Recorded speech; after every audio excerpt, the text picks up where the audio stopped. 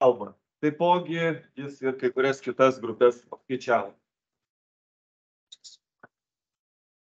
Labą dieną visiems. Tai truputį pabandysiu pristatyti. Tai mes čia padarėm visą komandą.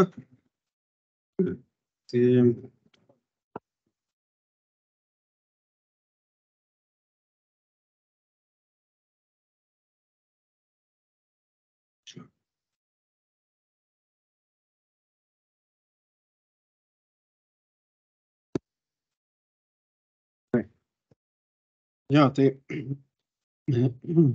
pristatysiu bendrus principus, tiesiog kaip tai buvo nustatoma. Ir po viso to principo pristatymo, tokio techninės dalies, truputį pristatysiu, kokie rezultatai buvo su varliagyviais, moliuskais. Tai pirmiausia, kas buvo didelis iššūkis, tai duomenų šaltinis, tai pirmiausia susirinkti visus duomenų šaltinius apie tas visas rūšis. Ir ne tai, kad jos tiesiog susirinkti žinot, bet dar plius ir revizuoti. Tai čia buvo didelis uždavinys ekspertams, kurie jau iš turimų duomenų bazių visų turėjo dar peržiūrėti duomenis visus, ar jie yra korektiški, ar yra tikslus, ar yra kažkur tai kažkokie nesutapimai arba nelogiškai, tai tokie duomenys buvo atmetami. Tai tiesiog iš įvairių bazių buvo sudedama viskas į vieną vietą. Galima sakyti, kad netgi su praktiškai dauguma duomenų bazių yra sukurtos net nuolatinės jungtis. Ir tiesiog su ta perspektyva, kad ateityje, jeigu reikėtų nuolatos atnaujinti ir stebėti, kaip kinta viskas laike, galima būtų tus duomenis naujinti nesunkiai. Sakau, buvo keletas duomenų bazių, iš kurių mes turėjom kelti rankiniu būdu, tai kol kas nėra jungties su LepiBase duomenų bazė, taip pat yra sėkmingai duomenis galima nusikelti iš iNaturalist, reiškia duomenų bazės, bet nėra tokios, kaip sakykime, nuolatinės sąsajos kol kas.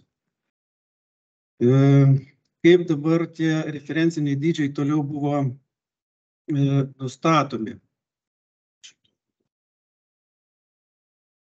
Atsigavo.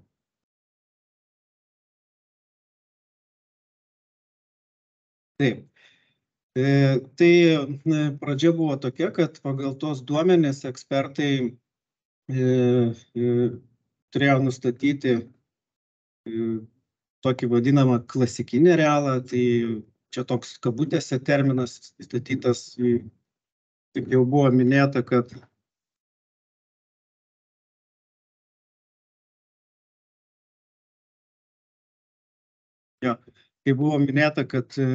galbūt to klasikinio arealo tokio Lietuvos mastu ne visai galima būtų brėžti, vis reiktų žiūrėti plačiau ir į kaimynus. Kurioms rūšims mes leidom savo tą pritaikyti, nes tikrai buvo ryškus paplitimas Lietuvoje ir galima buvo jau užbrėžti. Tai jeigu rūšis nedengia visos Lietuvos, tai galima buvo užbrėžti, kurioje vietoje Lietuvos ta rūšis yra paplitusi ir jau tada detaliau viduje analizuotis, kur jinai paplitus ir kokiose buveinėse. Vėliau pagal gairias, pagal rekomendacijas Europos komisijos mes to pasinaudojame, buvo sudaromas tas vadinamas arealas, jau esamos padėties, jisai sudaromas priklausomai nuo gyvūnų grupės, sakykime, ten jeigu augalai bestuburiai, jungiant tarp su persidengiančių gardelių, sakykime, 10 km, 40 km, žuvims iki 50, žinduoliams ir kitiems, priklausomai nuo judrumo yra nuo 40 iki 90 km. Tai, sakykime, šarvuotosios skėtės pavyzdžių, čia galima išvelgti, sakykime, tie taškai tai yra, sakykime, persidengia taškai, ar ne, tai kitaip sakant, dedamas surinktas rezultatas, duomenys yra tiek taškiniai, tiek plotiniai įvairių geometrijų ir sukertamas su 10x10 gardelės, 10x10 km gardelės gardele. Ir gauname tokį, sakykime, grubų paplitimą, bet jis vėliau dar yra perdaromas ir sujungiant tarpuose pagal rekomendacijas kas 40 km ir gaunamas toks, sakykime, arealas šarvuotoje skėtė, va čia kaip pavyzdys, toksai, sakykime. Čia toks grynas, toks paplitimas, manom, toks gyvas šiuo metu esantis. Yra taip pat probleminės rūšys, su kurio mes susidūrėme, kur tikrai yra labai mažai duomenų ir galvojam, kaip čia daryti, buvo įvairių diskusijų, tai vienas iš tokių sunkiausių, kaip pavyzdys, buvo Mannerheimo grybinukas.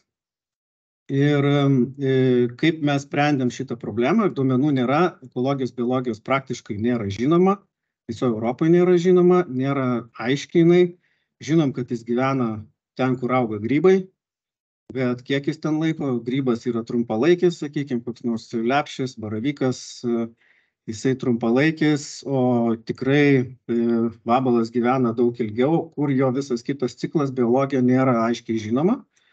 Ir tiesiog bandėm manipuliuoti turimais duomenimis ir kažkaip išplėsti, padaryti platesnę tokią, kaip sakykime, neimti, bet platesnę, kaip čia pavadinti, grubesnį paėmimą, sakykime, ekologinį tokį ekosistemos labiau, ne siauresnę, kaip kad kitos rūšys, jos turi siauresnę, kur galima išskirti pagal mitybinius augalus, pagal pievas kažkokias. Tai šiuo atveju su Mannerheimo grybinuku yra ganėtinai sudėtinga. Tai mes tiesiog paėmėm turimus duomenis, padarėm analizę pagal miškotvarkos duomenis ir nusprendėm, kad visgi yra tokia tendencija matoma, kad grybinukas yra prieraišus prie miško masyvų. Ir išskiriam tokius didesnius miško masyvus pagal radimo vietas. Ir matosi, išsiskiria tie miško masyvai. Minimalus miško masyvo plotas apie 1000 hektarų. Ir pagal tuos masyvus mes atrinkom medynus ir tuose medynuose dar atrinkome brandžių medynų. Įvedėm tokią sąlygą, kad tų medynų turi būti brandžių, ne mažiau kaip 2 procentai viename kvadratinėme kilometre. Ir gavome štai tokį įdomų rezultatą, kuris visai neblogai sutapo vėliau patikrinus, kad tai gali būti visai arti teisybės. Tai mes tokia gal, tai ir hipotetinis toks dalykas, bet, taip sakant, mes apsidraudėm, kad grybinukui tikriausiai reikia tikrai masyvo ir kad ten pakankamai medienos būtų negyvos ir kad jis galėtų migruoti ir perbėgti. Tai reiškia, maži masyvai netinka, nes jis plisti negali. Tai tikėtina, kad masyvose jis tikrai gyvena. Taip, ir, sakykime, ką mes dabar ir gavom su grybinuku, tai aš gal čia neįsiplėsiu, dar turbūt Giedrius daugiau papasakos, bet ir matom, kad sutapimo faktų yra, sakykime, nuo fakto, kur yra faktas apskaičiuotas, kur jisai rastas, ir ten, kur pagal sutapimą, tai jeigu pagal faktą yra rastas 139, tai sutampa pagal potencialias buveinės sutampa net 103. Tai visai neblogas procentas ir sakykime, kad čia visai neblogai yra. Dažniau aptinkamų rūšių referenciniai arealai. Tai kaip pavyzdys, sakykime, yra šarvuotoji skėtė, gana dažna. Ir taip pat buvo atrastas atskiras tiesiog algoritmas, patyrinėjus duomenis, kokiose vietose jisai ta rūšis aptinkama. Ir tiesiog pagal tą algoritmą, pagal ežerų dydžius, pakraščio, ar yra ežeras ribojasi su pelke kokia nors, kur yra tinkama, sakykime, tai rūšiai, patys ežerai kaip tokie netinka, bet, sakykime, kaip ištraukti, kad visiškos, sakykime, pelkės nėra tinkamos, bet turi būti ežeriukai maži ir panašiai, tai pagal tokiu principu atrinkinėjam. Tai atrenkam ežerus, žiūrim, ar ribojasi su pelke atrenkam tas pelkes, jeigu yra kažkokie kanalai užakę arba upės kažkokios, sakykime, užpelkėjusios. Ir pagal tai gisnio algoritmo pagalba mes visai irgi neblogai atrinkom.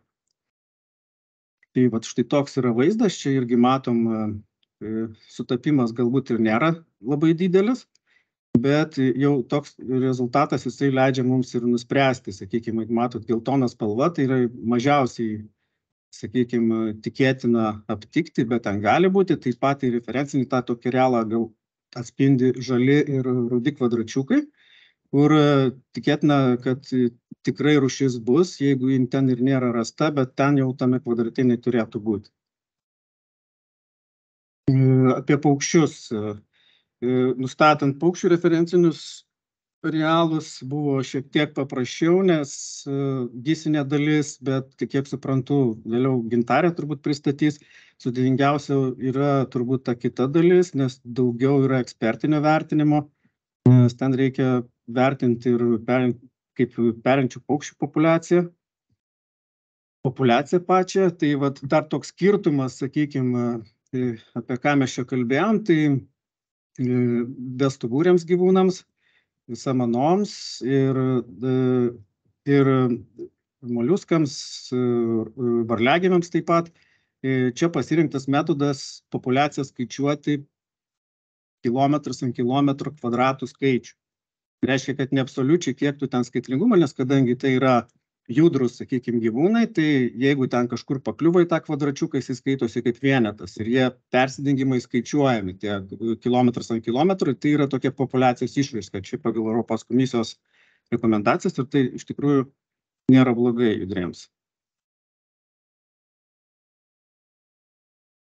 Tai čia keletas tiesiog pavyzdžių, irgi galima buvo išskirti su paukščiais tam tikrus serialus.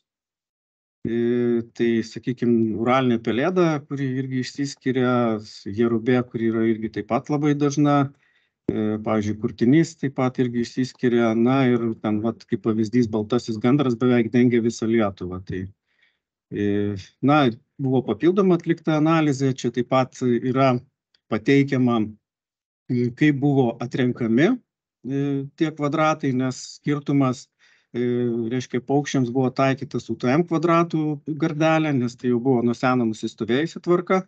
Ir šiuo atveju truputį kitokia metodika buvo padengimo skaičiavimui, būtent algoritmui pritaikyta. Kokie buvo sunkumai? Tai duomenų kokybė ir tikslumas. Tai turbūt pagrindinis dalykas, kuris daugiausia užėmė laiko tvarkymui ir, na, jau kada ekspertai visi visą šitą reikalą praėjo, suprato, kokia yra iš tikrųjų duomenų betvarkė, tai net ir patys dabar tiesiog jau matom, kad ir iš kitų reikalavim, kad duomenys būtų suvesti į bazės kuo tiksliau, kad nebūtų ten, sakykime, pasiemi 1 prie 500 000, kažkur kažką pabraižiai kampuotai, ten užlipa kažkur tai linija ant ežero, nors realiai tai yra sausumos kažkoks gyvūnas ir panašiai, ir tada labai sudėtinga yra daryti tokią analizę. Tai dabar, kas pildo, sakykime, ir ekspertai, tai pildo SRIS duomenų bazę, tai tikrai kruopščiai atrinkinėjom ir atmintinėjom tokius duomenis ir iš tikrųjų, kas veda, tai irgi tai būtinai tai atsižvelkit, nes vėliau analizai tai tiesiog gaišatis, o galima būtų padaryti greitai. Na, aišku, ne visi duomenys yra prieinami, tai problema irgi, ne viskas suvesta į bazės, kažkur yra galbūt žmonės pas save laiko tos duomenys, kažkodėl raudonoj knygoje yra tie duomenys, bet SRIS-e mes jų nerandam, tai yra tokių trūkumų ir aišku, jie čia neatsiras, kol netaps oficialūs. Kai kurių, kaip ir viena iš tų problemų, tai ištirtumas, tai biologijos, ekologijos, reiškia, tyrimų stoka, tai kaip ir minėjau, kas liečia. Ir tiesiog elementarių, reiškia, duomenų trūkumas, tai kaip mitybinių augalų vabzdžiams. Tai arba bandėm ieškoti tiek, kiek turim iš duomenų bazių ir iš Bigis, ir iš buveinių monitoringo, ką esam patys surinkę inventorizacijos duomenų metu, natūraliai duomenų bazė. Tai reiškia, tai vienas iš tokių dalykų, iš tikrųjų, kur galima tam tikrom rūšim padaryti labai paprastai paplitimą. Tiesiog reikia žinoti, kur auga paprasčiausiai augalai, kaip toks, kaip, pavyzdžiui, šiurkštusis asiūklis, ar ne, kur visi žinom, kaip jis atrodo, oi, matėm, sako, daug jo yra visur, bet kur tie duomenys, mes jų neturim. Reiškia, ir toks gaunasi paradoksas, kad, nors ir paprastoji dilgėlė, bet, pavyzdžiui, mes jos neturim paplėtimo ir jeigu reikėtų kažką padaryti, tai neturėtume tokio dalyko. Ir sunkumas buvo labai daug diskusijų su ekspertais, kokį modelį pasirinkti. Tai čia turbūt ilgiausia dalis viso šito darimo, programavimo.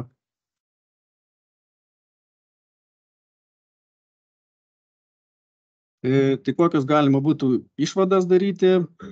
Tai pirmiausia, mes suvokėm, kai padarėm šitą dalyką, tai pirmiausia suvokėm, kad šitą darbą mes turėjom pasidaryti jau prieš 10 metų. Ir šio darbo pagrindu turėjo vystyti tolimesni visa veikla, tai sakykime ir monitoringo kvadratai turėjo būti parinkti ir panašiai. Mes turėjom preliminarias vietas, tai susiaurina mūsų paiešką ir mes ten turėtume koncentruotis. Tai mes biškį suvėlavom su šitu, bet dabar matom tokią nemažą perspektyvą. Aišku, šitas algoritmas jisai leis, kas turi būti, pagrindinis akcentas turi būti tas, kad tai turėtų, manome, kad tai galėtų būti įrankis, kurio pagalba ekspertai per daug nenutoltų nuo ekspertinio vertinimo. Tai turi būti kažkoks pagrindas, kuo tu remiesi, nes neužtenka eksperto, sakykime, kažkokios nuojautos ar uoslės, labai dažnai yra toks dalykas, aš ir pats ją turiu tam tikrom rūšim, bet vis tiek tai turi būti remtis į kažkokią logiką. Reiškia, prie ko ta rūšis prieraiši ir ta rūšis turėtų turėti savo tą tokį algoritmą, kuris galbūt reikėtų, juos tikriausiai dar ir tobulinsim, bet per daug jie neturėtų keistis, jeigu mes norėsim lyginti tos duomenis ir matyti pokyčius per visą tai.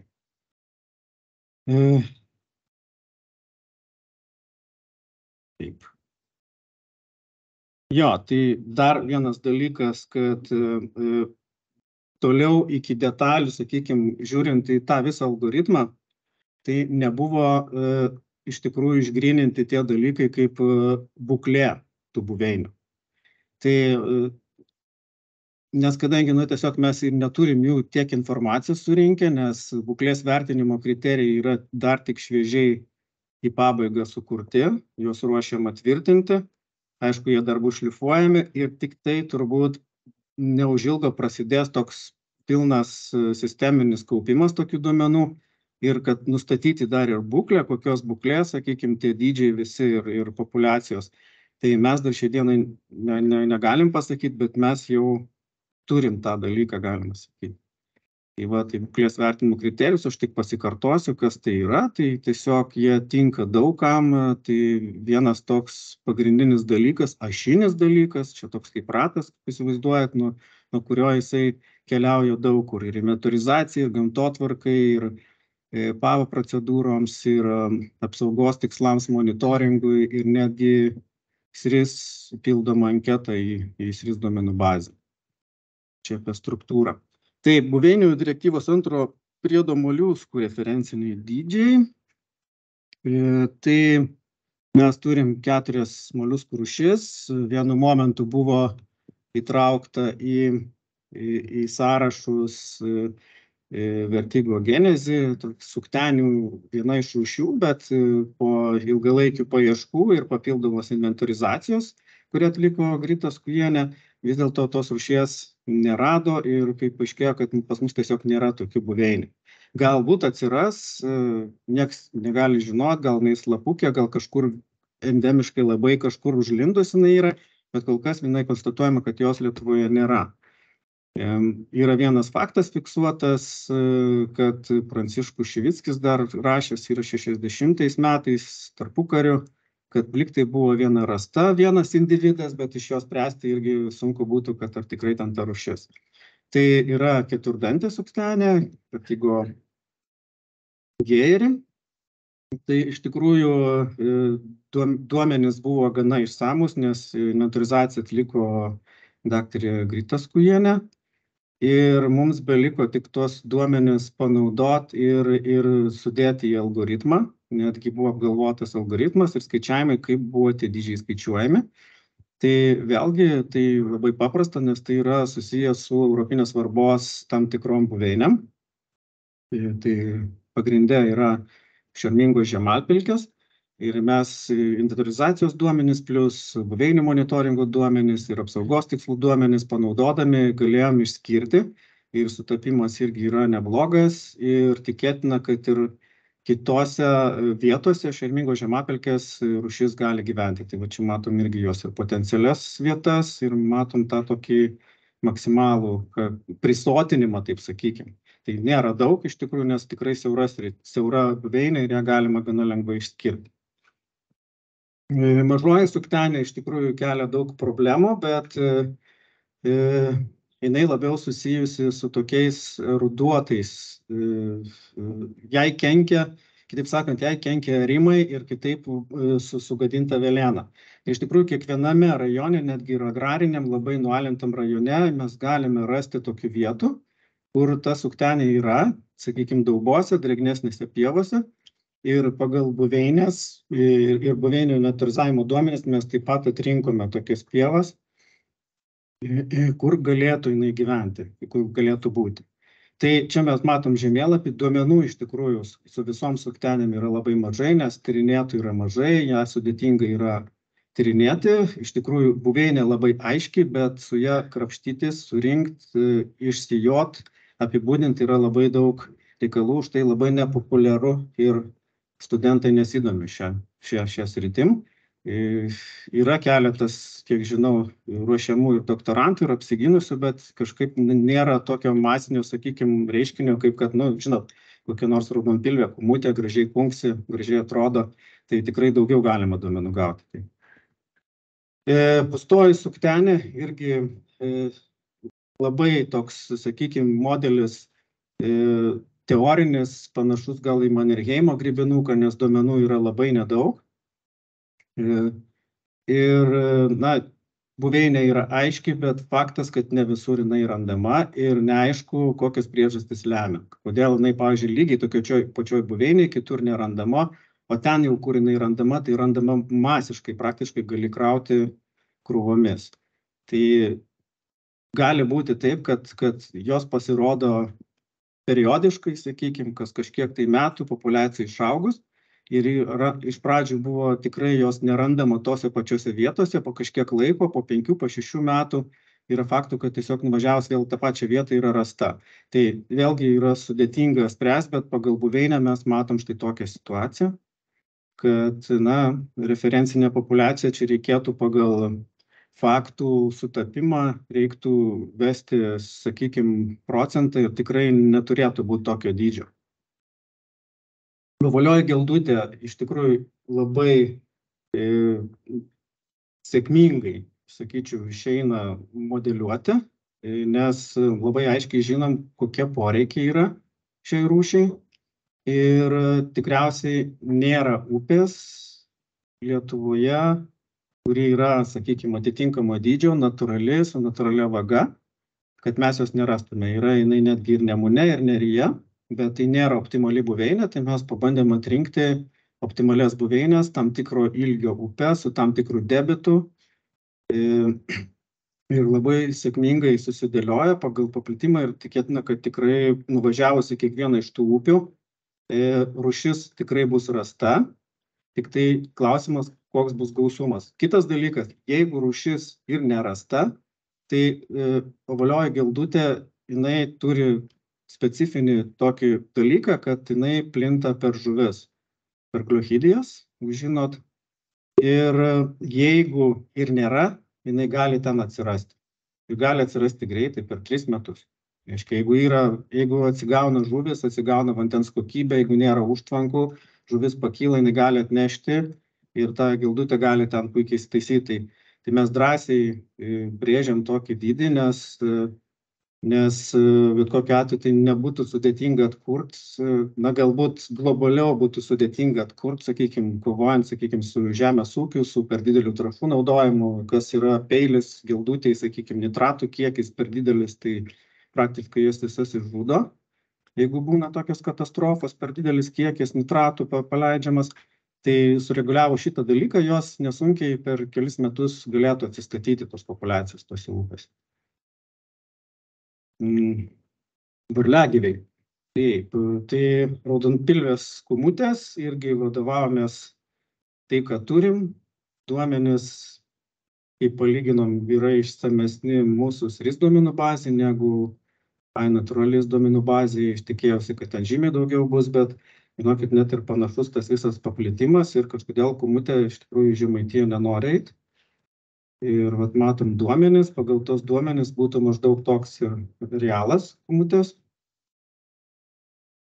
Vėliau nustačius pagal paplitimą realą, na, vėlgi ieškome buveinių. Tai va čia mato tos smulkius taškučius, tai matosi to koncentracija tų buveinių, kurios yra tinkamos kūmutei. Kaip buvo daromas atrinkimas? Atrinkimas buvo daromas atrinkus pelkes ir smulkius vandens telkinius ir įvertinus aplinką. Irgi su GIS pagalba buvo imamas spindulys iki 100 metrų aplinkui ir vertinama, ar yra pilnai natūralios vietos, ar nėra arimų. Ir riba buvo 90%, tai ne mažiau 90% aplink turėjo būti natūralių buveinių, tam, kad atrinkti tas tinkamus vandens telkinius. Tai pagal visą tai žiūrint, tai tikrai visai neblogai koreliuoja ir atitinka tikrovę. Čia matom jau pagal faktą ir išgryninta jau tas, sakykime, potencialios buveinės, kur yra. Ir dar čia galima būtų įvesti kriterijų, kad koncentracijos dydis, sakykime, bet čia vėlgi turėtų būti diskusijų klausimas ir galbūt palikti ekspertams spręsti, nuo kokios koncentracijos buveinių viename kvadrate jau reikėtų laikyti, kad jau 100%, kad jau tikrai ten tikrai gali būti, o sakykime, ten jeigu pakliūna kokie 3-4 kvadračiukai buveinės, tai gal ten jau tikimybė mažesnė, bet mes to neišskiriam. Skiauterėteris tritonas, čia sudėtingiau truputį, nes rūšis kaip ir paplitusi per visą Lietuvą, kaip yra tiesiog taškų nesimato, bet taip pat yra labai keista, kada pasižiūri ir matai, kad ties Plungės Žemaitijos nacionaliniam parke koncentracija didžiulė. Tai pradėjo bejoti, ar čia priklauso nuo ekspertų galbūt, kurie aktyvesni ten daugiau suveda ir pasižiūri, ar dar nuo kažkokių kriterijų. Tai greičiausiai, kad tiesiog trūksta duomenų, ištirtumo nėra. Ne visi turbūt tritoną atskiria nuo paprastojo. Ir štai dėl to tokie rezultatai. Toks vat paplitimas būtų. Ir tinkamų buveinių nėra labai daug iš tikrųjų.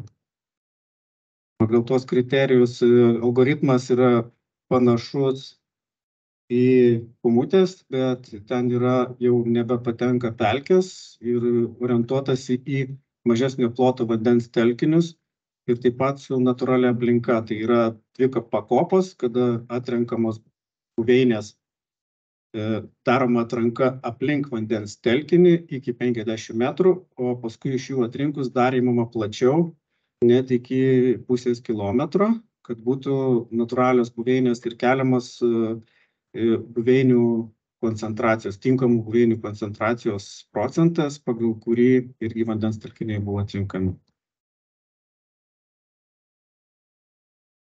Na ir rezultatai.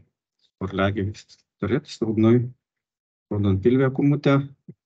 Iš tikrųjų nėra taip paprasta ir nėra labai tikslu, bet jau galima išsivesti, žiūrint į žemėlapį, sakykime, tai galima išsivesti pagal koncentracijas ir procentus. Jeigu sutapimo faktus išsivesim pagal referencinės populiacijos potencialias, tai bus kažkas panašaus kaip šitam žemėlapį. Tai tiek.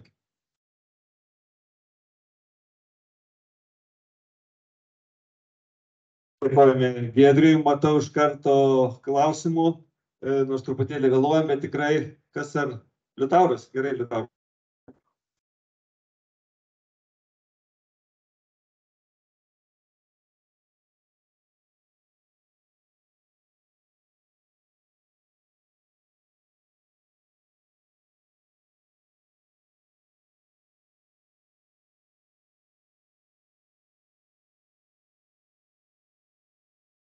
Didžiojo atveju daugumą tai naudojama realų statinės gavyklos buveinė ir būtent toj pradiniai,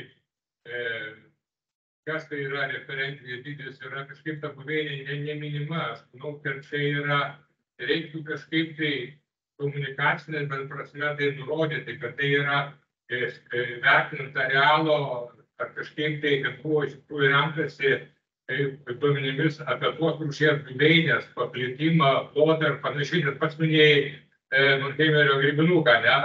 Ir dėl to aš sakau, jeigu kažkoks žmogus nespecialistas pasižiūri arealą, ne? Nei grybinukas yra keli taškai, tai realiai arealas gaunasi įsimetėklis, bet ypač, pavyzdžiui, paukščio atveju, arba muliukas suktenė minėjai vieną. Yra keli taškeliai, bet kai nubrėži arealą, atrodo tenai šeštadalis Lietuvos jau patenka arealą, nors tai realiai ne kartą 10 ratvečių. Tai aš tiesiog vis tiek, aš matau visur tą pranešimuose, kad tai vis tiek, kai kur tik tai eina arealas ir išmetinis kaip algoritmų skaičiuojamas, yra naudojamas buveinės plotas, paplitimas ir taip toliau. Buveinė yra labai svarbi informacija ir tai neturėtų tam bendram kontekste neturėtų būti tai kažkur akcentuojami minima, kad buveinių pagrindų arba naudojant informaciją buveinių, plotų, paplitimo, skaičiuojamas arealas. Dabar jeigu tai žiūri pirmas skaidras, ir jeigu tai kas vertins turės tuos arealus, gausą ir pirmą skaidrą pagal kas yra referentinis dydis ir ten buveinės kaip ir nėra. Realiai iš tikrųjų, ką mes girdime, tai yra labai svarbus parametras ir ta informacija labai svarbi. Tai man toks ir komentaras ir kažkiek tai tą dalyką neturėtų pasimesti buveinės sąvoką ir jos svarba. Na, iš tikrųjų mes negalėtume pasakyti potencialių rūšies buvimo vietų be buveinės, tai pagrindas visur buveinė yra. Taip, gal tiesiog, nežinau, aš gal neakcentavau šito, bet čia pagrindė su buveinėm yra. Populiacijos vertinimas yra, sakau, kaip bestuburių, smulkių gyvūnų, yra daromas ne absoliučiaus skaičiavimo, kiek tu ten radai, bet kiek patenka, kiek jie perdengia tuos kilometras ant kilometro, yra daroma suma. Tiesiog pasirinktas toks principas. Ir jeigu mes laikysimės jo vienodai visą laiką, tai visą laiką galėsim lyginti tai. Komandos komentaras, kad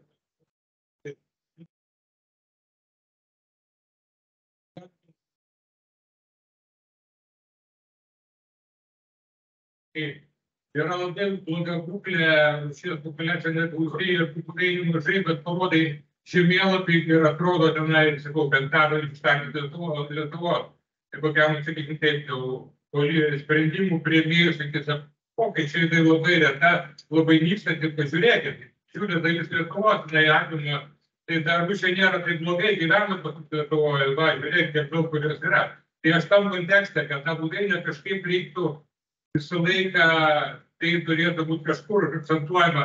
Toks arealas, bet buveinių yra labai limituota, deficitinė kažkokį sakinį, nes dėl to tai yra būklė ir rūšies ir gausa, kaip jūs ir minėjo, nuo buveinių priklauso, tai neturėtų pasimesti. O tas kartais tas arealas neparodo iš tikrųjų realios būklės buveinių paplitimo ir ploto kontekste ir paplitimo šalyje. Tai tiek tokie komentarai. Valerijus? Aš norėjau paklausti du klausimus. Pirmas klausimas abu iš tokio įvadinės, nesakinės dalies. Pirmas klausimas būtų, ar jūs turite jau skaičių, referencinių skaičių. Aš norėjau paklausti, ar jūs, kai jūs skaičiavote juos, rengėte, ar jūs diskutavote jau su politikos formuotojais ir politikos vykdytojais aplinkosauginės, ar tai turėjo įtaką mūsų šitiems skaičiavimams. Šis pirmas klausimas. Antras klausimas yra, čia beveik norėčiau ginčyti su Liutauru, bet čia turbūt diskusijų, jeigu galima. Kalbant, reiškia, kalboje net pasakėte, referencinis potencialus arealas. Buvo net keletą kartų taip sujungtas pasaulyje. Tai referencinis arealas arba plotas arba dydis realiai yra, ar jūs skaičiuojate, jūs patvirtinate, kad tiek, kiek dabar yra rasta, tai yra referencinis lygis. Reiškia, referencinis lygis yra tas, kurį mes turime pasiekti. Tai yra, kad būtų populiacija šis optimaliai šalyje gyventų. Tai mūsų prognozė. Tai tuo platesnė prognozė, tuo yra geriau, čia susijęs su pirmų klausimų, reiškia. Bet paskutinis toks pastebėjimas, kaip jūs po 7 metų, reiškia, suskaičiuosite vėl tą patį dydį. Reiškia, jūs čia turite tą patį algoritmą kažkur, reiškia, įdiegti, suformatuoti ir padėti, nes yra paskaičiuota ne tik tam, kur rasta, bet ir tam, kur prognozuojama rasta. Kitaip sakant, tas lygis neturėtų mažėti. Tai aš nežinau dėl terminų, bet tai tą kitą klausimą dėl algoritmo pačio, tai mūsų mintis yra jį tiesiog kažkaip įtvirtinti, jeigu jis, turbūt dar reikės čia kažką pašlifuoti, bet jis yra, iš tikrųjų nėra kažkas čia sudėtingo. Ir kadangi duomenys nuolat atsinaujina, šitas, sakykime, kaip toks, kaip mūsų nustatytas šitom rūšim dydis, jisai kaip raudona linija ir galima bus stebėti. Reiškia, jinai prasukus dar kartą, mes matysim, ar jisai didėja ar mažėja.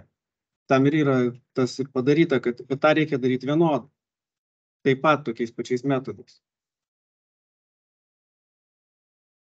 Algis gal pasakėsi pirmą. Ne, buvau konsultuotas. Ir gerai padarė, kad nesikonsultavo, nes mes būtume čia supanikavę, kaip nors sugadinimais. Bet mano klausimas būtų toks. Gal kas nors iš auditorijos atsimena, kaip yra parašyta europinėse gairėse dėl ataskaitų teikimo. Tai ką mes vadiname potencialiu referenciniu arealu arba palankiu referenciniu arealu, tai yra mūsų siekiamybė. Ir tas gairių dokumentas, kuriame, sakau, reikia išduoti atsakymą, užduoda vertinimui taisyklę. Jeigu faktiškai arealas populiacijos dydis yra tam tikroje distancijoje nuo to, ką mes įvardėjame kaip palankus, mes negalime rašyti galutinėje išvadoje apie rūšį ir buveinę, kad tos rūšies ir buveinės būklė šalies mastu yra palanki.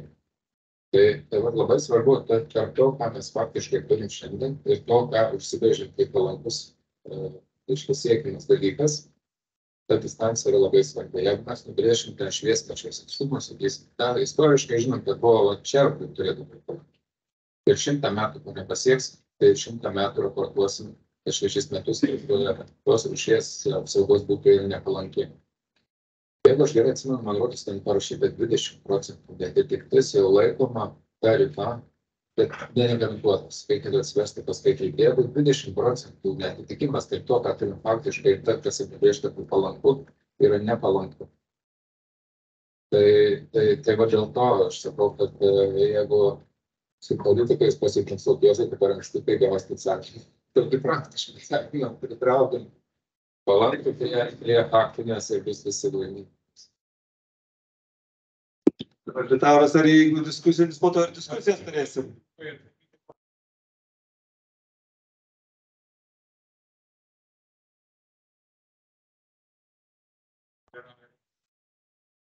Tai vertinti reikia pokytį. Tai yra, aš irgi norėjau sakyti, kad čia yra tas referencinis arealas tvarkoj, bet mes turim visą laiką dar turėti duomenų bazėj ir esamą dabartinį arealą, nes, kaip minėjo Algis ataskaitoje 20 metų, mes turim nurodyti realų pokytį, ne nuo potencialiai galimo referencinio, bet jisai sumažėja tendencijas.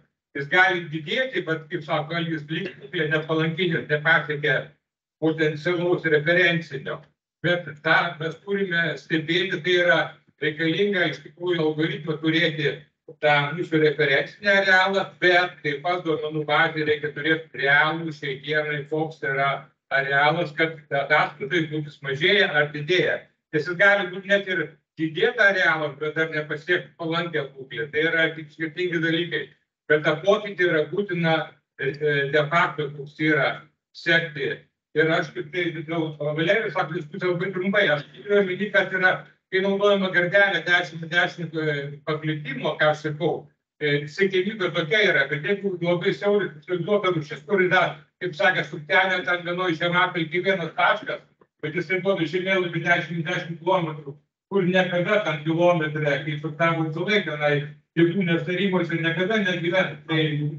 Tai gyvena. Jo, bet sakau, bet esmė tame, kad yra, tai čia tiesiog. Bet dėl šito, dėl arealo, tai reikia turėti, jeigu jau, kadangi jau dabar paskaičiavot, koks yra realiai, siekiamybė plus yra, tai 2 reikšmes reikia turėti. Apie norint ataskaitą teikti Europos komisijai. Tai čia ir yra tos 2 reikšmės, yra paskaičiuotos. Koks yra dabartinis faktas ir koks tikėtinas arba siekiamas. Gerai. Greitai paskutinį, gerai klausimą.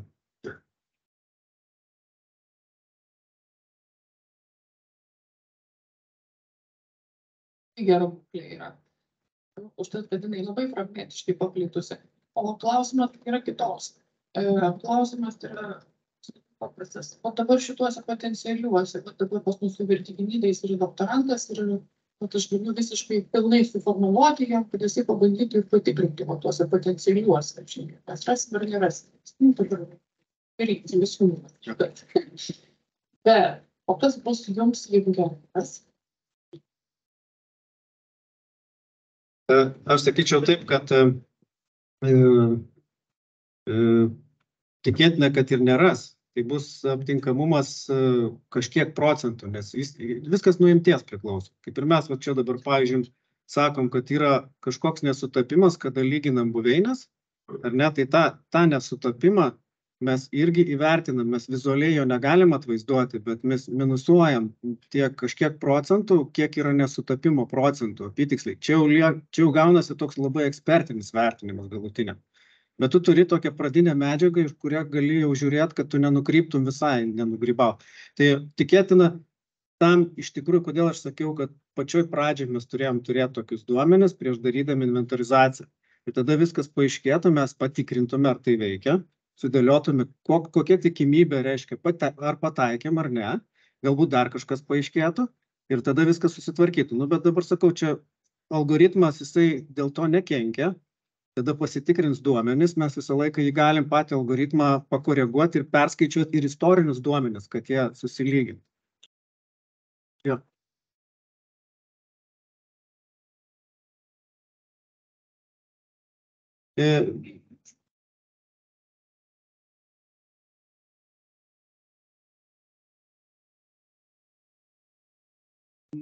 Aš nežinau, čia kaip, aš gal tik savo galėčiau nuomonę pasakyti šio klausimu, tai jeigu yra tendencija ir jinai didėja, tai jau yra gerai. Gerai, ačiū. Turėsim dar laiką diskusijose. Dabar pagal programą Giedrius Švitra, analitinio centro entomologas, pristatys rezultatus apie vabzdžių rūšių referencinius dydžius. Giedrius darys pranešimą per nuotolį. Taip, Giedriau, tai galit pasišėrinti ekraną. Labadiena, jūs tikiuosi mane matote dabar. Esu Giedrius Švitra, pristatysiu, kaip mes nustatinėjom vabzdžių referencinius dydžius.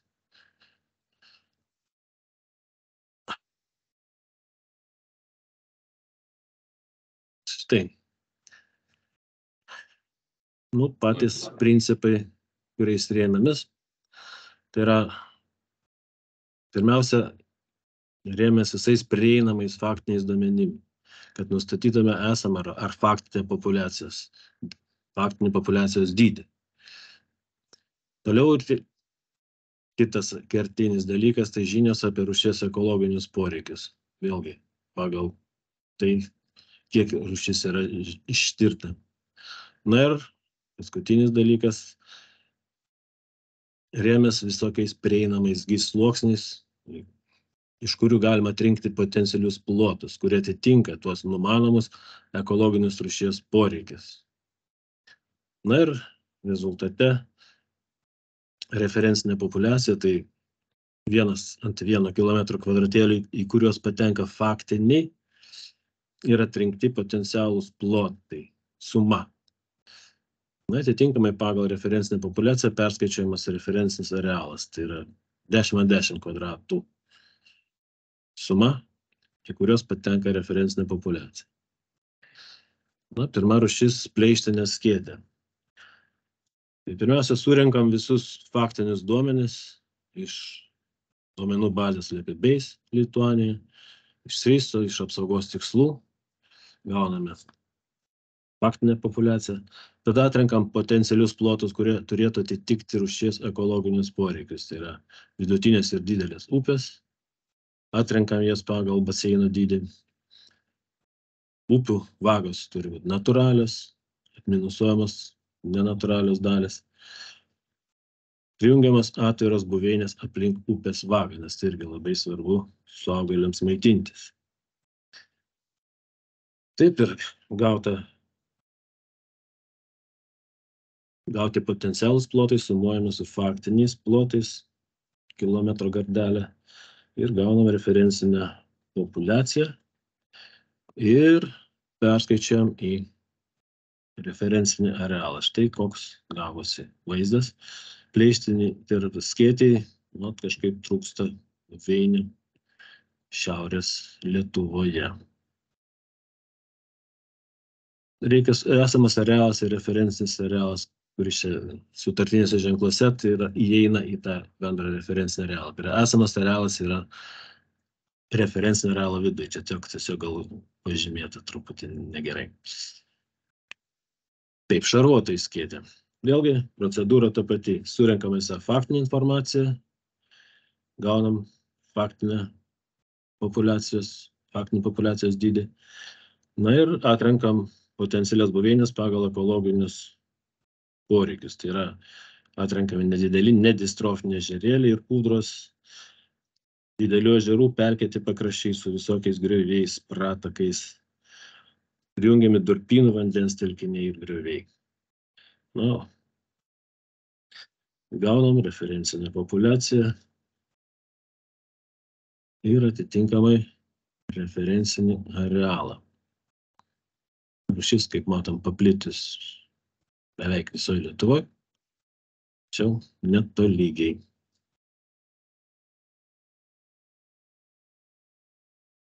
Kraujalakinis melsvys.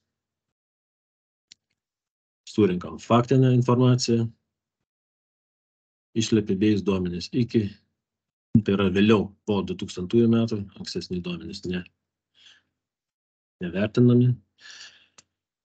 Ir toliau atrenkame potencialus plotai pagal ekologinius poreikius. Svarbiausias šiuo atveju atrankos buvo kriterijus, tai yra kraujolakės, vaistinės kraujolakės augavietės ir tipinės buveinės, kuriuose kraujolakė auga.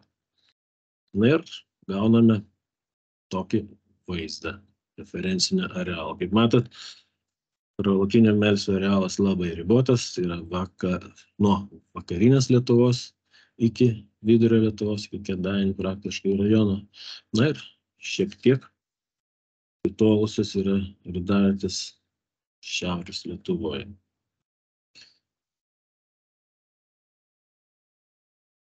Toliau didysis auksinukas. Vėlgi surenkame visą gausi faktinę informaciją.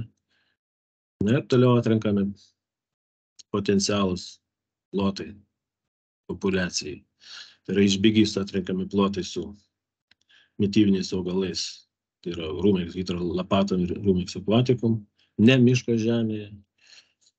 Taip pat atrenkamos tipinės buveinės, kuriuose paprastai randamas šitas didysis auksinukas, remiantis faktais. Na ir iškarpami deklaruoti arimai, jeigu tokie papuola. Na, gaunam referencinę populiaciją ir atitinkamai referencinį arealą. Kaip matot, didžiam auksinukui visa Lietuva yra praktiškai tinkama. Tai yra tokių prastų, gal dažniausiai rūšių iš šitų direktyvinių rūšių.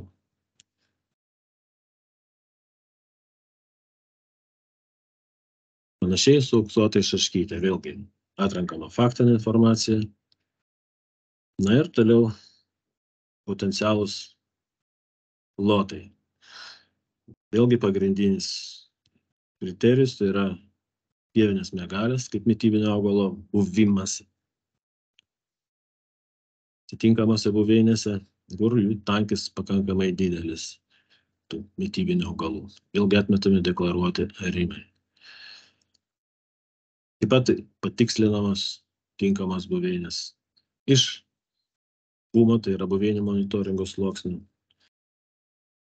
Ir potencialiems plotams nustatyti taip pat įtraukiame ir SRIS bei LETI-based duomenis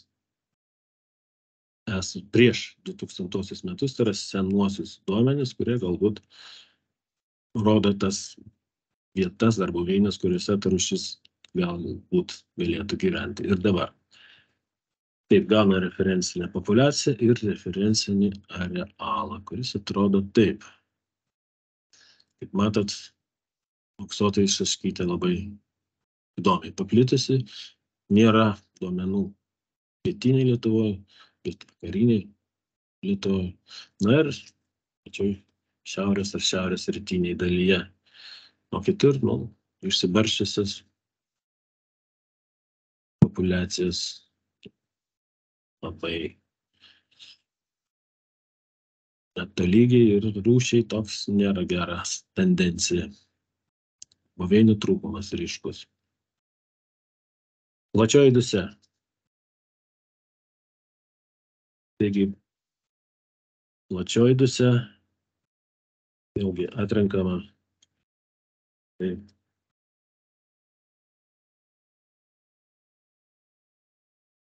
Gan sudėtingai, sakyčiau, vėlgi visa faktinė informacija, o toliau potencialūs plotai pagal rūšies ekologinius poreikius. Tai yra atrenkami eutrofiniai ežerai iš Bėgiso, iš GRPK sluoksnis filtruojami maži ir vidutinio dydžio, tai yra mažesni už 20 hektarų ežerai. Didelių ežerų pakraščio pelkės atrenkamos su pratakais ir graviais, kuriuose gali gyventi vabalai. Taip pat išfiltruojamas buveinės 3150, 3160. Na ir dargi, kiek turima informacijos, tai atrenkam plotus, kur yra plačiai Dusiai svarbus vandens augalai. Juos galima rasti PVK ir kabo dokumentuose. Taip, tai rezultate gauname štai tokį įdomų plačiosios Dusios referencinį arealą. Kaip matot,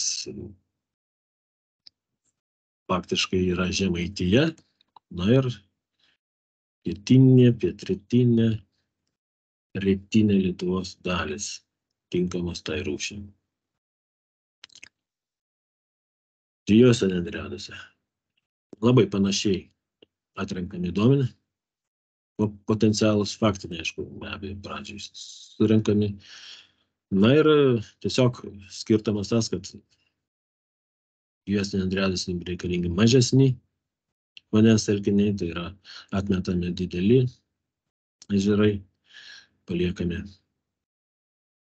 maži ežerai ir mažiausiai 2 arų ežeriukai ir kūdros. Na, atitinkamai vėl reikalingi eutrofiniai ežerai. Iš Bėgiso ir apsaugos tikslų atrenkami durpynų vandens telkiniai ir grioviai, kuriuose dažnai gyvena rūšis. Na ir paežerės pelkėtos ežerų pakrantės su pratakais. Tai panašiai kaip su plačiaja Dusia. Gauname panašų referencinį arealą kaip šiai Dusiai. Na, prisidėjo visokios senragės palei Nemuną ir panašiai. Taip, kita rūšis tai purpurinis lopščiavabalis. Vėlgi surenkam faktinius duomenis, buvo atlikta ir inventorizacija tos rūšies Lietuvos gamtos fondo. Taip, na ir atsižvelgiant į rūšies ekologinius poreikius, atrenkami potencialūs plotai. Tai šiek tiek priėjimas buvo toks, kad mes pirmiausia suformavom faktinę arealą 10x10 km gardelę. Na, aplink kiekvieną kvadratą dar pridėjom po gardelę.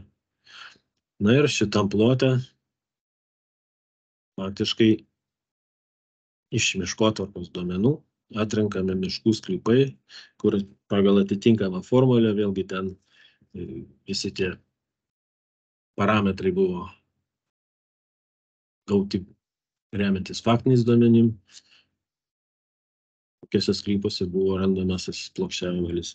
Na, esmė tai mišrus lapuočių miškas turėtų būti su dideliu procentu drebulių, ąžuolų ar guobų, dažnai tai griovų šlaitų, šlaitiniai miškai.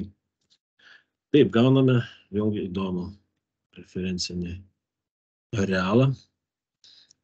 Kaip matom, į vakarus rūšis nepaplitus. Ir Biržų giria irgi radiniai atitolę nuo pagrindinio arealo. Kitur tinkamų buveinių kaip ir būtų, bet ten rūšis kažkodėl tai negyvena. Taip, Šnaiderio kirmakalis. Vėlgi, surenkama faktinė informacija iš SRIS, iš apsaugos tikslų, inventorizacijos ataskaitas ir gaunam tą faktinį paplitimą. Na ir po to atrenkami potencialūs plotai populiacijai, naudojantis jau išsikristalizavusiais tokiais kriterijais, kurie lyg ir atspindi tipingą populiacijos, ta prasme tipingą palankę populiaciją. Tai yra buveinė, atsiprašau. Va, taigi augavietės tipas, amžiaus klasė, skalsumas, pomiškio tankumas. Tai atsižvelgiame ir rako tankumą, tai yra turi būti pakankamai šviesus miškai. Na ir atitinkamai suskaičiuojamas potencialių buveinių plotas, atmetus tas gardeles, kuriuose prisisotinamas taip tinkamomis buveinėmis yra mažas. Gaunam štai tokį referencinį arealą. Kaip matot, kaip ir priklauso pušynai, tai yra ta zona, kur šita rūšis yra paplitusi. Tai atsispindi ir matomam referenciniam areale. Toliau Mannerheimo grybinukas. Giedrius jau nupasakojo visą tą procedūrą, visą tą algoritmą, kaip mes atrinkome potencialius plotus Mannerheimo grybinukui.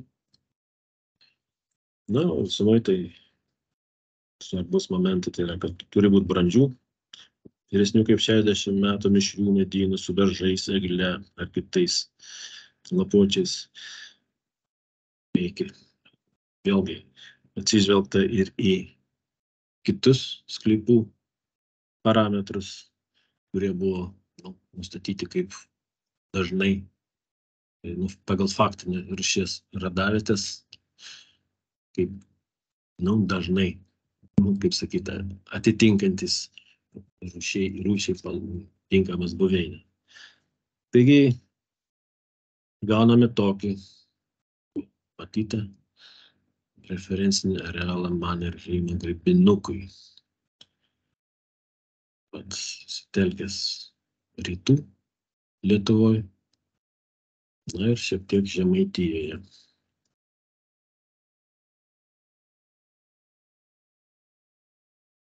Šiaurinis auksinukas. Vėlgi surenkama faktinė informacija, atrenkami potencialūs tinkami plotai pagal rūšies ekologinius poreikius. O tie ekologiniai poreikiai tai pagrindinis dalykas, kad augtų istortam arba rūgtis gyvatžolė pakankamai gausiai. Na ir aišku, mes analizavom ne visą Lietuvos teritoriją, o tik tai klasikinio arealo ribomis. Atnamis buvo smulkus ploteliai, kur, sakykime, kilometriniam kvadrate susidaro 0,3 hektaro. Na ir be abejo atmetami visokie deklaruoti plotai įvairiose buveinėse. Na ir vėlgi kitos buveinės, kurios ribojasi su Storto Mairo augavietėmis. Na ir iš viso to gavosi labai nedidelis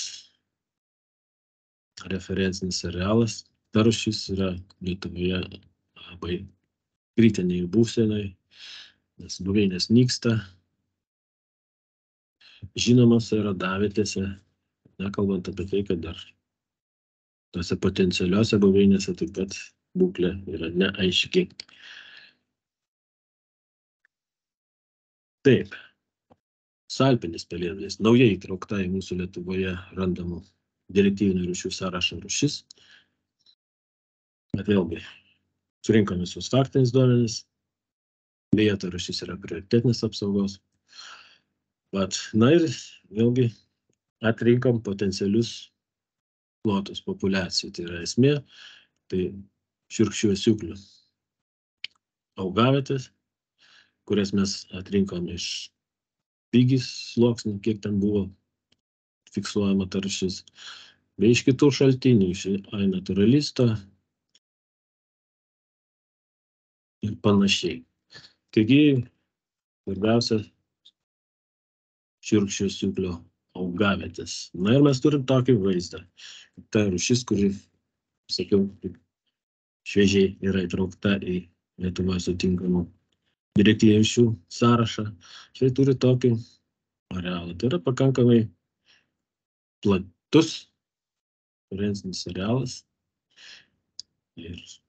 Bet matom irgi tendenciją, kad paplitimas yra ribotas. Tai yra pagrinde pietų, pietryčių, rytų, na ir šiaurės Lietuvoje sutinkama rūšis.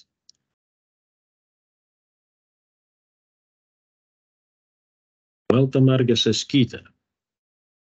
Čia irgi atrenkami faktiniai duomenys, liekama apie tos rūšies valstybinis monitoringas, iš ten surinkti duomenys.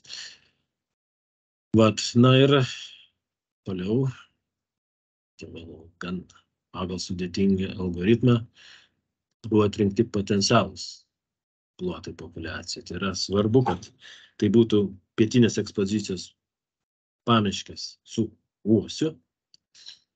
Tai yra tokios pamiškės būna laukimi pakraščiais, palei kvartalinės linijas, miškapėvėse. Taip pat atrinktos medžiais apaugusios ganyklos. Tai iš įvairių gysinių sluoksnių, kurie mums prieinami. Na ir aišku, kad turėtų būti dar ir po uosių laja, kurie svarbus mitybinis augalas, turi būti ir žolinės danga,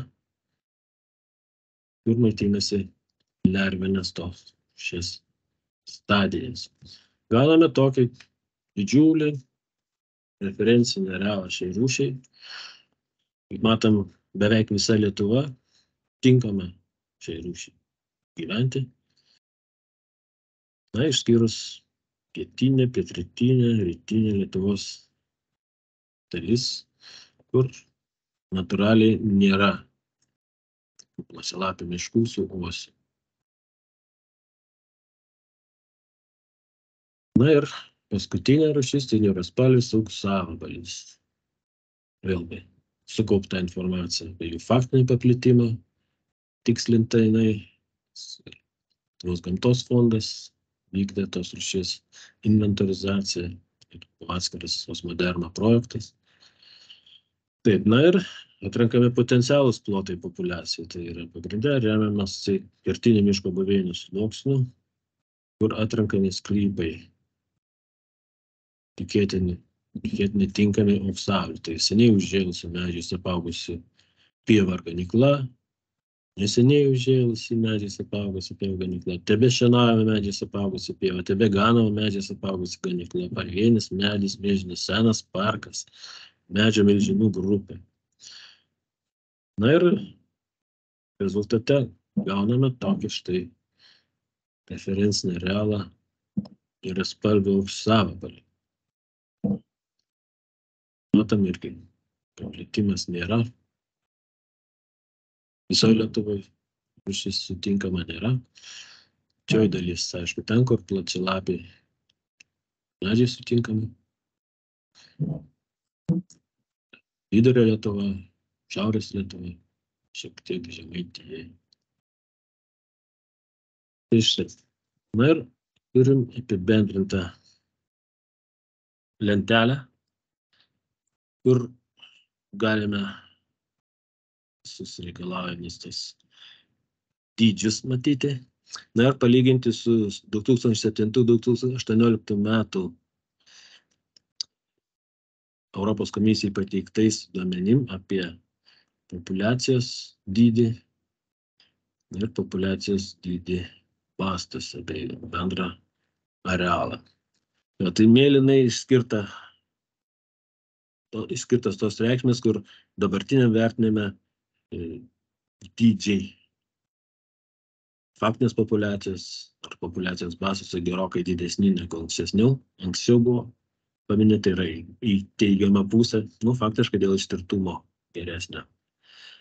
Vat matom, tai plėšniai skėčiai, purpuriniam plokščiavabaliui, Šnaiderio kirmabaliui, tai tokie ryškus yra informacijos padidėjimai, taip pat plačiai dusiai. Na, o štalpiniam pelėdgaliui iš viso anksčiau nebuvo jokių vertinimų, tai dabar viskas yra nauja. Na, o raudonai pažymėtas niūriaspalvis auksavabalis. Matom, kad faktiškai dabar įvertinus tą tiek populiacijas, tiek range'ą, plitimą, yra sumažėjimas. Tai yra, aišku, tai dėl to, kad tiksliau buvo atrinkamas tinkamas buveinės, patikslintas faktinis paplitimas. Tai štai šita rūšis, kaip matom, mažėja. Šis būklė kaip ir išeitų pagal šitos skaičius blogėja, bet tai nėra tikriausiai taip, tiesiog nauji, tiksliau atrinkti duomenys. Tai tiek, ačiū už dėmesį. Ačiū Giedriui. Jeigu truputėlį vėluojam, bet jeigu būtų koks vienas klausimas, arba perkelsim į diskusijas, kitaip pietų pertrauką mažinsim. Tai nematau gerai pietų pertraukos metu Giedrius. Po pietų pertraukos, kai bus diskusija, Giedrius irgi bus, jeigu bus klausimų, tai galės atsakyti. Ačiū Giedriui ir dabar mūsų botanikai pristatys augalų rūšių referencijų dydžių apskaičiavimus. Tai Egidijus bus tas pranešėjas, kuris apžvelgs visų atliktus darbus.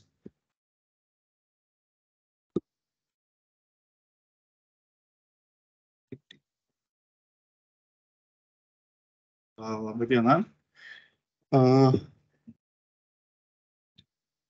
Augalų referencinius dydžius įvertinom kartu su kolegomis Dalyte ir Vytautu. 3 rūšių - puslietusės aldrūnės, lankščiojo plukenio ir žaliosios dvindantės referencinius dydžius principe apskaičiavo kolegos iš Gamtos tyrimų centro, nes jie vykdė šių rūšių inventorizaciją ir savo ataskaitose pateikė referencinių dydžių įvertinimus. Mes tiesiog juos adaptavome prie savo formato ir kai kur šiek tiek ir papildėm.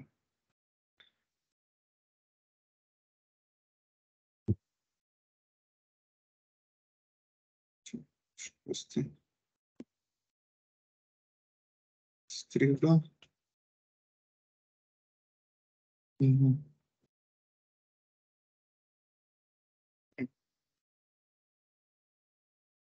Va.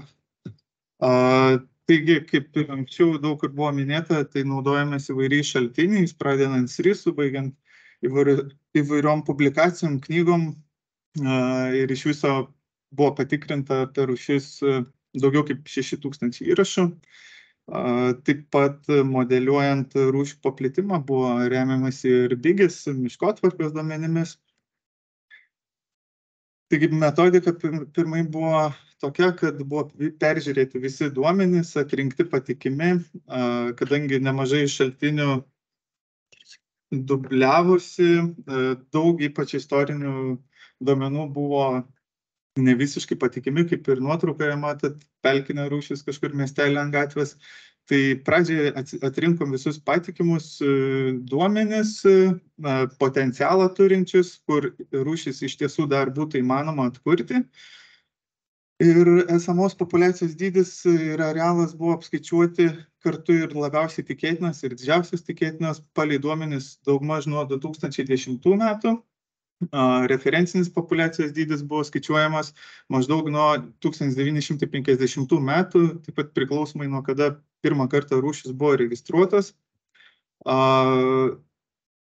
Pats skaičiavimas vyko dviem būdais, tai remiantis šaltinių informaciją, stebint kokios vyko tendencijos, ar su populiacijų mažėjimas, ar kažkokios vyko fliuktuacijos, ir taip pat taikant modeliavimą, bet principe stebėjom, kiek yra prarasta, kiek būtų potencialiai galima atkurti ir koks dydis užtikrintų, kad ta rūšis būtų, kaip pasakyti, saugi Lietuvos mastu. Remiantis gairėmis, populiacijos gausumo vienetai buvo vandens augalams ir samanoms 1 kvadratinio kilometro kvadratai, o kitoms rūšims individai, kai kuriais atvejais ūgliai, kai buvo kloniniai augalai arba generatyviniai kerai. Arealas sudarytas taip pat remiantis gairėmis 10x10 kvadratų sistemoje, taikant augalų atveju iki 40 km toleranciją ir kaip paveikslėlėje matot, radavietės buvo sujungiamos tiesiom linijom ir tais atvejais, kai linijos buvo trumpesnis kaip iki 40 km, tie kvadratai papuolė į arealą, o kitais atvejais formavosi kažkokios tai šakos ir atskiros salos.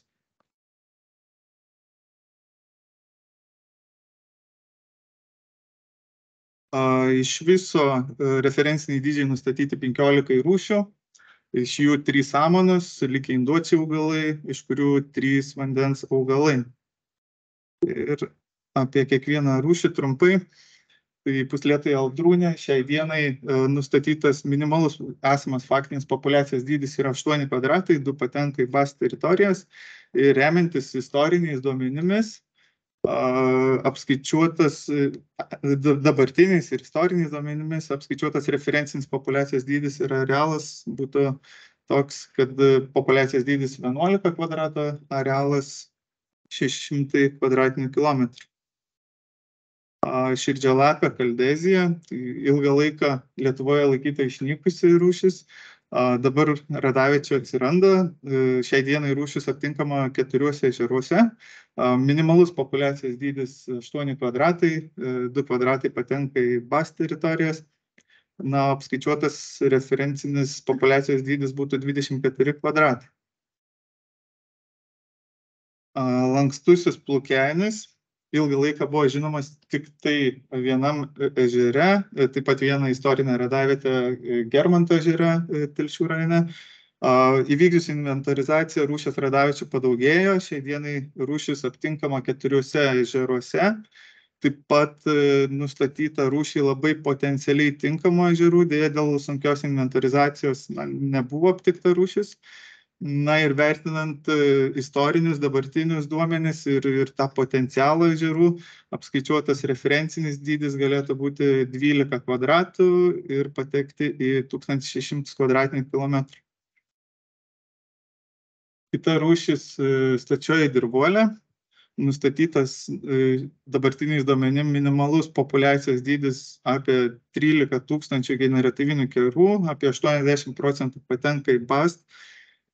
Vertinant rūšies paplitimą Lietuvoje ir buveinių potencialą, apskaičiuotas labiausiai tikėtinas populiacijos dydis būtų 35 tūkstančiai generatyvinių kerų.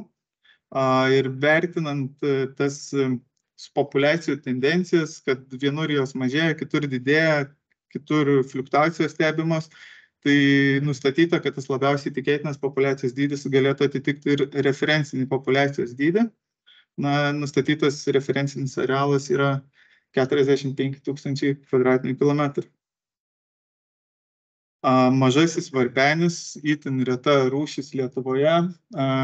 Šiai dienai realiai aptinkama tik vienoje vietoje Pajūrio regioniniam parke. Žemaitijos nacionaliniam parke laikoma su populiacija dar neišnykus, bet paskutiniais metais neabejotinų augalų nebuvo aptikta. Buvo vykdoma labai plati rūšies inventorizacija, patikrinta labai daug rūšiai potencialiai tinkamų buveinių, deja buvo nesėkminga, tad tikėtis, kad rūšis galėtų daug plačiau būti paplitus Lietuvoje, mažai tikėtina. Taigi referencinis populiacijos dydis ir arealas apskaičiuoti pagal dabartinius turimus duomenis ir taip pat pagal istorinės nuorodas, kad rūšis buvo kažkada fiksuota Nidos ir Švėkšnos apylinkėse. Plačialapė klumpaitė taip pat stebimas rūšies mažėjimas dėl buveinių būklės blogėjimo, dėl kirtimų.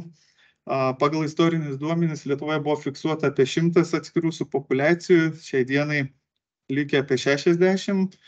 Minimalus populiacijos dydis apskaičiuotas beveik 5200 generatyvinių kerų, tiksliau, ne generatyvinių, ir tik tai 44 patenka į BAS teritorijas. O pagal istorinius duomenis, tai ką mes turėjom, tai Lietuvos nacionalinė populiacija galėjo sudaryti apie 9000 kerų, kas atitiktų ir referencinį dydį. Smiltinio gvazdiko tipinis porūšis, tai itin koncentruotai pietų Lietuvoje aptinkama rūšis. Minimalus populiacijos dydis šiai dienai yra suskaičiuojama apie 600 augalų. Ir apskaičiuota, kad referencinis populiacijos dydis, kuris užtikrintų rūšies stabilumą, galėtų būti 1000 individų. Baltynė linažolė, paskutiniais duomenimis apskaičiuotas populiacijos dydis yra minimalus faktinis, yra 9200 individų, 99% telkėsi Kuršių nerijai, žemyniniai Pajūrio dalyje skaičiuojama tik tai iki 100 individų. Pagal nepatikrintas inventorizacijos metu teritorijas, kur yra rūšiai tinkamos buveinės, išskaičiuota, kad labiausiai tikėtinas populiacijos dydis galėtų būti apie 12 000 individų, kas atitiktų ir referencinį dydį. Reikia suprasti, kad Pajūris labai dinaminė yra teritorija, kur vieną dieną gali būti, kitą dieną jau nebegali po audrų. Tai ir referencinis arealas turėtų apimti visą Lietuvos Pajūrį. Lyginant su ankstesniais duomenim šiek tiek sumažėjo, nes iš esmės buvo į skaičiavimus nebeįtraukta Smeltės pusiasalyje buvusi subpopuliacija, buvo įsikūrus rūšiai netipiškoje buveinėje ir jos įtraukti principe nėra prasmės, nes tai nebūdingoje buveinėje ir ją išlaikyti vien gamtotvarkos priemonėmis gal ne visiškai tikslinga. Dvilapis purvuolis. Taip pat stebimas rūšies mažėjimas, susikoncentravusi Baltijos ir Žemaičių aukštumose, kelios radavietės Karšuvos žemumoje, kur telkėsi didžiausi pelkių masyvai. Šiai dienai apskaičiuotas, nustatytas faktinis populiacijos dydis yra kiek daugiau kaip 8000 individų, apie 90% telkėsi BAS tinkle.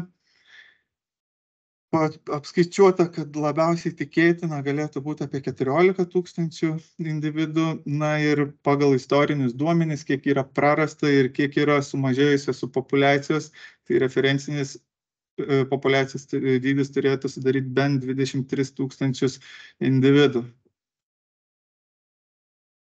Vėlandės Šilagėlė, dabartiniais duomenim apie 10 000 generatyvinių kerų yra suskaičiuojama, į BAS tinklą 70% daugmaž patenka.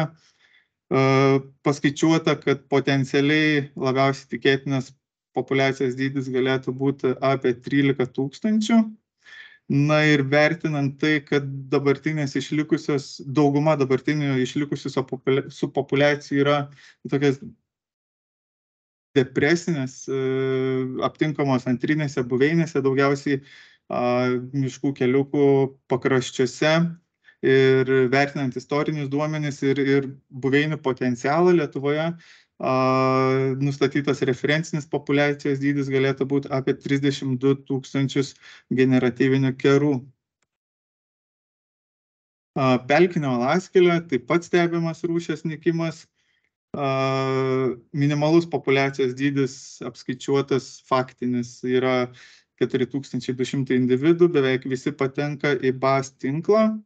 Ir vertinant taip pat istorinius duomenis ir dabartinius populiacijų tendencijas mažėjimo, įvertinta, kad referencinis populiacijos dydis šalyje turėtų būti apie 7000 individų.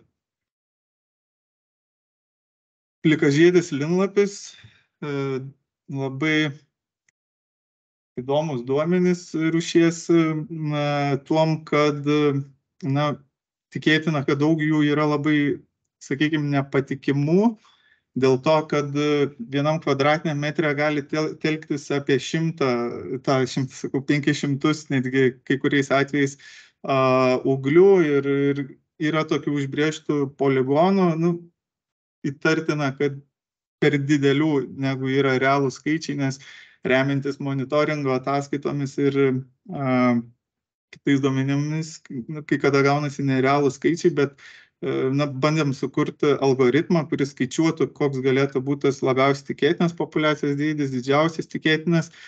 Tai skaičiai gavos, kokie gavos. Minimalus populiacijos dydis apie 500 000 ūglių. Referencinis dydis buvo nustatytas remiantis istoriniais duomenim daugiau, nemodeliuojant tai, kas yra prarasta ir tai, ką būtų faktiškai manoma atkurti. Nes dauguma radaviečių senų buvo antropogeninėse tokiose buveinėse, dabar labai urbanizuotos teritorijos, tad tas atkūrimas jau faktiškai yra neįmanomas, tad į referencinį dydį buvo įtraukta dabartinės istorinės radavietės ir referencinis dydis galėtų sudaryti apie 550 000 ūglių. Žaliasis semainis. Šiai dienai apie rūšį Lietuvoje nėra duomenų. Rūšį šiaip buvo registruota Lietuvoje dviejose vietose, Varėnos rajone ir Tauragės rajone. Buvo vykdyta plati rūšies inventorizacija, dėja nesėkminga. Vertinant aplinkinių šalių informaciją, kad rūšis yra aptinkama ir Latvijoje, sakykime, ir dabar įgijom šiek tiek patirties, tai faktiškai nėra abejonių, kad Lietuvoje rūšis turėtų būti ir ją bandysim rasti. Ir preliminariai apskaičiuotas referencinis populiacijos dydis turėtų sudaryti bent 6 kvadratus ir užimti apie 800 arealas, užimti apie 800 kvadratinių kilometrų. Žalioji dvindantė, šiai dienai registruojama rūšį 20 kvadratų, visi patenka į BAS teritorijas, vertinant buveinių potencialą, ypač vidurio Lietuvoje, apskaičiuotas referencinis populiacijos dydis turėtų būti apie 100 kvadratų. Na ir apskaičiuotas arealas turėtų sudaryti apie 13 000 kvadratinių kilometrų. Ir paskutinė rūšis žvilgančioji restūnė, taip pat pelkėse susikoncentravusi rūšis. Minimalus populiacijos dydis nustatytas 142 kvadratai, apie 80 patenka į BAS teritorijas.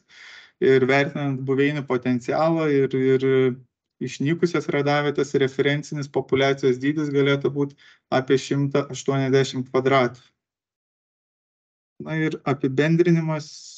Nežinau, ar skaityti statistiką, šiaip į laiką lyg spėjom.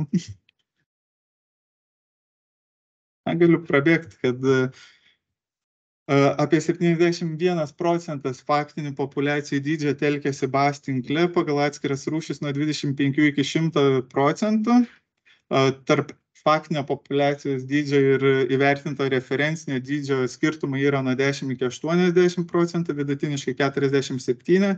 Vertinant labiausiai tikėtiną populiacijos dydį paskaičiuotą, tai ko mes dar nesam radę, užfiksavę, tai lyginant su referenciniu dydžiu, tai 10 rūšių referencinis dydis yra nustatytas didesnis nuo 10 iki 60%, vidutiniškai 34%. 4 rūšims atitiktų dabartinis populiacijos dydis su referenciniu. Vienai rūšiai gaunasi mažesnis, bet kaip minėjau, čia greičiausiai dėl duomenų kokybės. Šiaip turėtų patekti prie tų 10 rūšių, kalbant apie plikažiedį linlapį. Apie arealą kalbant, tai visoms rūšims įvertintas referencinis arealas yra nuo 11 iki 73% didesnis už nustatytą esamą. 7 rūšim apskaičiuotas labiausiai tikėtinas arealas yra lygus įvertintam referenciniam arealui. Likusioms rūšims referencinis arealas yra apskaičiuotas nuo 11 iki 80% didesnis už labiausiai tikėtiną. Na ir lyginant su 13-18 metų ataskaita, tai 8 rūšims įvertintas referencinis populiacijos dydis yra didesnis, 3 mažesnis, o 4 rūšių vertinimų tuo metu nebuvo. Tai tiek.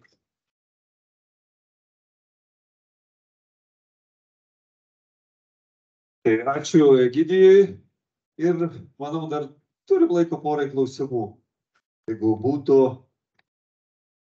prašom, Jaunai.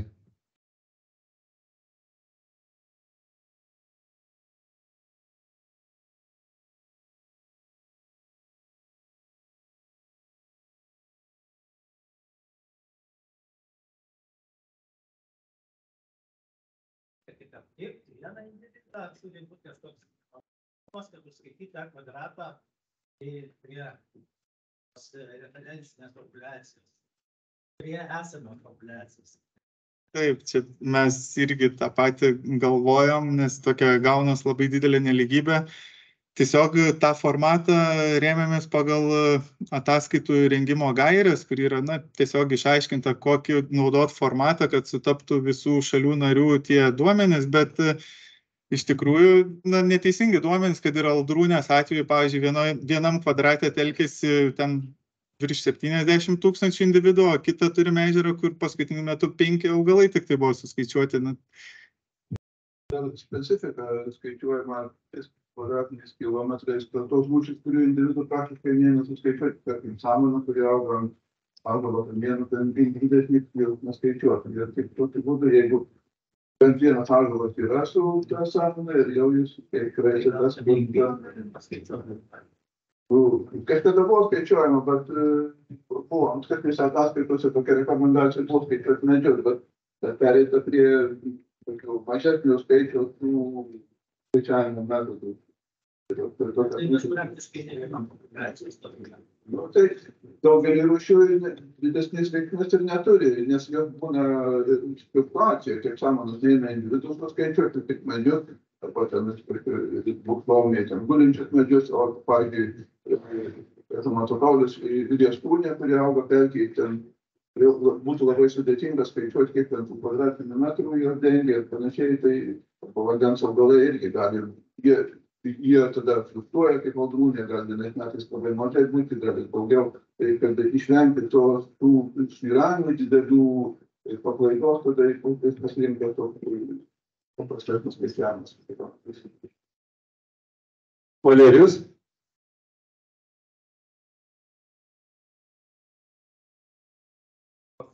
Aš tik noriu pasakyti, kad buvo labai puikus pranešimas ir ypatingai patiko išvados, kurios yra labai aiškios, parodančios, reiškia, jūsų darbo rezultatus. Tai tiek.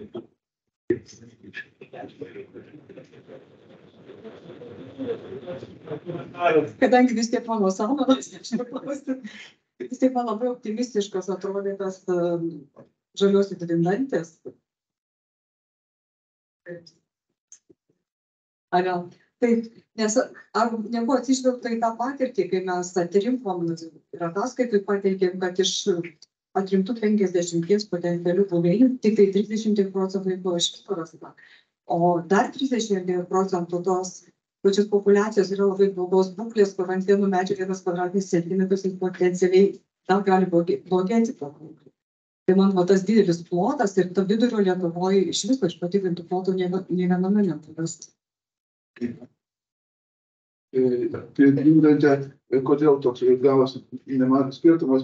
Žodžiu, panagrinėjęs, kad buvo tie 50 taškų inventorizacijai pasirinkta, pusė taškų žodžiu, buvo neigiami rezultatai, būtent iš Žemaitijos nebuvo jokių teigiamų rezultatų ir nebuvo iš upių slėnių šlaituose esančių ąžuolynų. Tai atmetus šitas buveinės visas, tada skaičiuojama tikimybė, kokia tikimybė buvo kitose vietose. Tai išlikusių 25 maždaug taškų, kurie buvo vidurio Lietuvos ir Baltijos aukštumų ąžuolynuose, tai šitoj grupėj paieškų buveinių ieškomų, tai sutinkamumas, aptikimas buvo 50%. Tai tada pasidarėm tokį algoritmą, kad surinkom visas potencialias galimas buveinės vidurio Lietuvoje ir tose aukštumose, gavosi kažkur apie 200 vietovių, ten visos skirtingas buveinės, saugomos teritorijos, kur yra bent kiek didesnis gabalas brančių plačiavarnių miškų, ąžuolynų, liepynų, ir pritaikius tą 50% tikimybę ir gavosi 100 kvadratinių kilometrų populiacijų dydis. Gerai, ačiū, pietus aušta, tada pietų metu galime diskutuoti ir po to bus diskusijos. Pavyko superti žinias.